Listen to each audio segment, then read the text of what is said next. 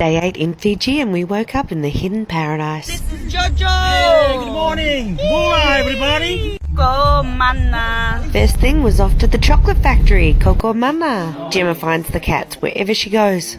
I learned so much about chocolate, and you guys know how much I adore chocolate. So I found it super interesting. We were shown around the farm. We were shown how to make chocolate from start to finish. Check out that tree. Here's the pods. They take forever to grow. Then they harvest them and dry them, crack them, then grind them. There's a lot of work that goes into chocolate. But I'm going to make a whole other video just about Coco Mana. This is just a delicious snippet.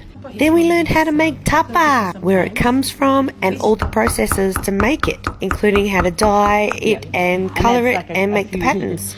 I had a little go at it, but it's actually harder than it looks. Check out her handiwork. Beautiful tapa. Joe was having a sleep, but we woke him up so he could take us to the hot spring. It's so crazy to believe that this is bubbling from the earth. Now the drive up to the lookout and then to the waterfall. Everything is fun, but this one was probably a highlight for today. It was cold at first, but we loved it. We did not want to get out. We were practically the only ones there for the few hours we were playing around. Joe convinced me to jump on his shoulders. Then we got under it and were playing around it. It was so much fun. Isn't it beautiful? Thanks for taking us, Joe.